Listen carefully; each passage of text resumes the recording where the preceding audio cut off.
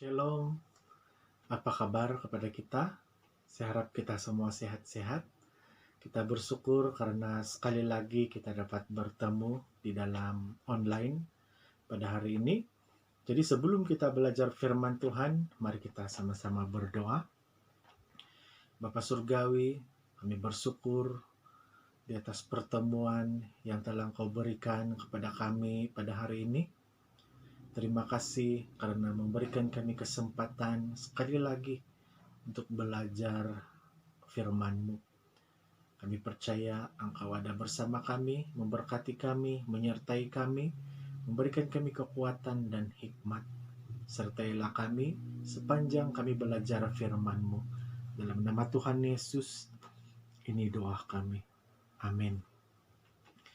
Baiklah, pada hari ini saya senang sekali mengajak kita belajar firman Tuhan daripada Injil Matius 5 ayat yang ke-13 hingga 16. Tajuk besar di atas, garam dan cahaya. Firman Tuhan berkata, "Kamu ialah garam bumi ini. Jika garam menjadi tawar, tidak mungkinlah masin semula. Tidaklah berguna lagi, hanya layak dibuang dan dipijak orang. Kamu ialah cahaya dunia ini. Kota di atas bukit tidak mungkin tersembunyi. Tiada siapa memasang pelita lalu menyorokkannya di bawah pasuh. Tentu dia meletakkannya di atas kaki pelita untuk menerangi seisi rumah. Biarlah cahayamu juga bersinar di hadapan orang ramai, supaya mereka melihat perbuatanmu yang baik, lalu memuji Bapa-Mu yang di surga." Daripada teks ini, kita akan belajar satu tema firman Tuhan, yaitu menjadi pengaruh yang baik. Zaman sekarang ini kita dapat lihat bahwa ada banyak pengaruh yang terjadi. Pengaruh dari segi teknologi, dari segi ideologi, sehingga ada beberapa hal yang tidak mampu diterima oleh segelintir manusia. Pengaruh tersebut sangat cepat dan sukar untuk dibendung. Nah, tapi satu hal yang selalu kita lupa adalah orang-orang Kristen juga dituntut untuk menjadi pengaruh. Bukan pengaruh yang jahat, tetapi menjadi pengaruh yang baik untuk bumi ini, untuk dunia ini. Jadi daripada pembacaan ini, kita akan belajar bagaimana supaya kita dapat menjadi pengaruh yang baik. Kita masuk poin yang pertama, saya ambil daripada ayat yang ke-13 dengan poin memiliki prinsip untuk menjadi pengaruh. Menjadi pengaruh yang baik, maksudnya kita harus memiliki prinsip untuk menjadi pengaruh. Tanpa prinsip kita tidak mungkin dapat menjadi pengaruh. Nah, di dalam ayat yang ke-13 firman Tuhan berkata, "Kamu ialah garam bumi ini." Kenapa prinsip garam diketengahkan?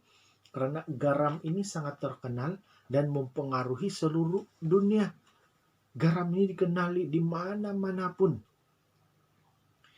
Kita sebut saja garam, orang akan tahu bahwa garam itu sangat penting untuk masakan, untuk pengawet, dan ada banyak lagi kegunaan yang lain. Jadi kehidupan orang Kristen juga harus menjadi pengaruh yang baik seperti garam ini. Ayat 13 ini juga menentang kita atau mencabar kita supaya jangan sampai hilang pengaruh. Di mana ia berkata, jika garam menjadi tawar, tidak mungkinlah masin semula, tidak berguna lagi, hanya layak dibuang dan diinjak.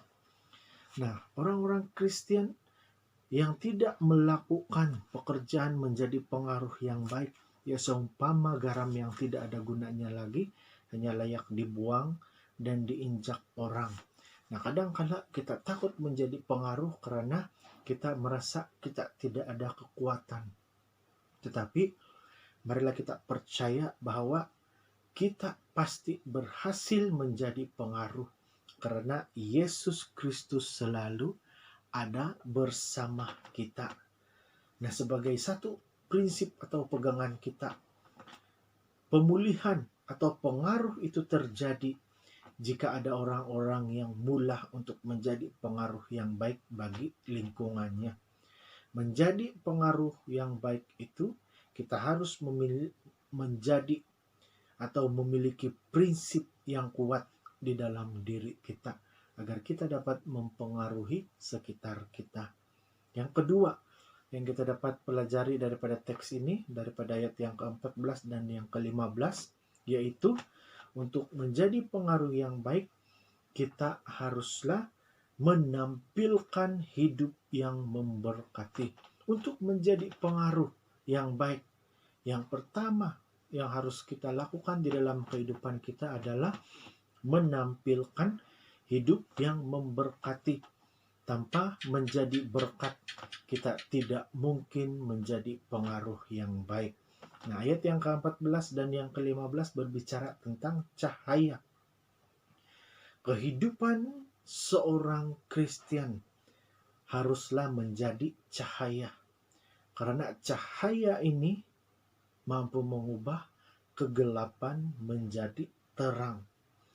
Dan terang itu harus ditampilkan atau diperlihatkan agar ia menerangi semua orang.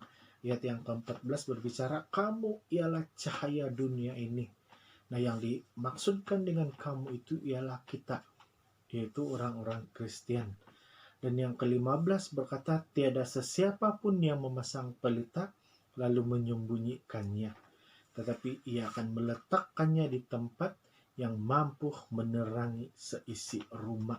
Nah, ini merupakan satu cara hidup yang harus ada kepada seorang Kristen. Untuk menjadi pengaruh yang baik, kita haruslah menjadi cahaya. Dan cahaya itu bukan kita sorokan karena kita takut, kita malu, tetapi kita harus meletakkannya ataupun menggunakan cahaya itu sebaik mungkin sehingga kita dapat menerangi rumah ataupun tempat-tempat dimanapun kita berada.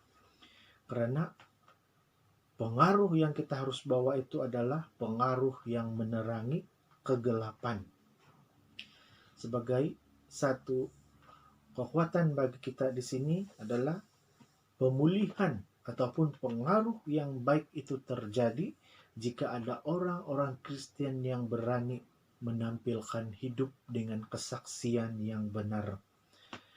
Menjadi pengaruh yang baik ini bermaksud kita harus berani tampil menjadi berkat di tengah-tengah orang yang tidak ada perasaan ataupun di tengah-tengah orang yang menakutkan. Jadi itu yang kedua. Yang ketiga daripada teks ini, untuk menjadi pengaruh yang baik itu, ayat yang ke-16 dengan poinnya adalah mampu membawa impact yang baik. Untuk menjadi pengaruh yang baik itu, kita haruslah menjadi orang yang membawa impact yang baik kepada sekitar kita. Bukan impact yang jahat. Impact yang jahat itu bermaksud setiap kali orang nampak kita, orang lari. Tetapi impact yang baik itu bermaksud orang selalu tercari-cari, di mana sudah dia itu. Nah, menjadi pengaruh yang baik bukan hanya satu kerinduan, bukan hanya satu impian, tetapi marilah kita jadikannya satu kenyataan. Realisasikannya lah di dalam hidup kita.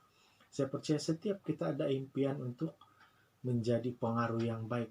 Alangkah baiknya kalau saya jadi begini, saya jadi begini.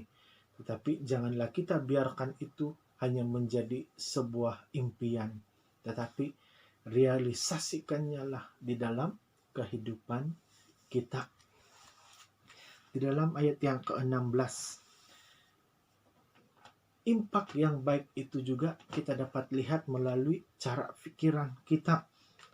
Ayat yang ke-16 berbicara, supaya mereka melihat perbuatanmu yang baik, lalu memuji Bapakmu yang di surga. Menjadi pengaruh yang baik bukan karena kita mau hidup kita atau diri kita dipuji-puji, tetapi supaya nama Tuhan dimuliakan melalui kehidupan kita. Nah, itu adalah satu contoh impact yang baik yang harus kita bawa dimanapun kita berada. Sehingga kita selalu berkata, bukan itu, kalau bukan saya, dan kalau bukan saya itu salah. Tetapi kita harus berbicara, ini karena Tuhan yang menyertai. Nah, kalau kita selalu mengatakan seperti itu, Tuhan sertai kita, dan kita pasti dapat menjadi pengaruh yang baik bagi sekeliling kita ataupun orang sekitar kita. Jadi, untuk menjadi pengaruh yang baik, perubahan itu harus terjadi di dalam diri kita dahulu. Setelah itu, pasti orang di sekitar kita juga dapat dipengaruhi. Nah, inilah impact yang harus kita bawa dimanapun kita berada.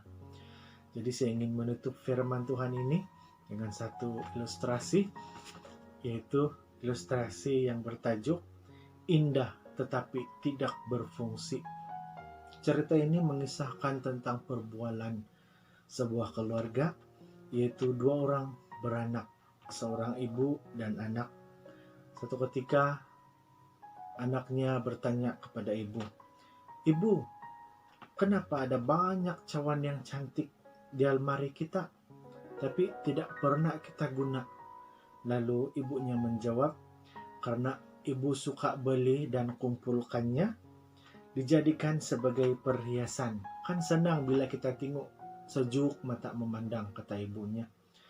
Lalu anaknya bertanya lagi, "Tapi ibu, bolehkah kita pakai? Karena saya ingin sekali memakai gelas yang cantik itu." Lalu ibunya cakap, "Jangan, tidak boleh. Karena harganya mahal. Kalau jatuh, pecah, rugi kita," kata ibunya. Lalu anaknya sekali lagi berkata, "Cawan-cawan itu sungguh cantik dan indah. Tapi rupanya tidak ada fungsi yang sangat penting untuk keluarga kita. Cuma untuk dilihat-lihat." Nah, daripada ilustrasi ini, kita juga dapat menerapkannya di dalam hidup kita. Ada banyak orang Kristen kadang-kadang seumpama cawan-cawan sebagai perhiasan tersebut. Kita datang ke gereja berpakaian dengan indah, berhias dengan cantik, tetapi datang tanpa fungsi. Kita pergi di mana-mana, kita disebut sebagai orang Kristen, kita dilihat dengan cantik, indah, tetapi tanpa ada fungsi seperti cawan, hanya sebagai perhiasan dan supaya sejuk mata memandang. Tapi mulai saat ini, marilah jangan lagi menjadi cawan perhiasan, tetapi jadilah orang Kristen yang dapat menjadi pengaruh yang baik kepada orang sekitar kita. Karena indah tapi tidak berfungsi itu tidak ada gunanya.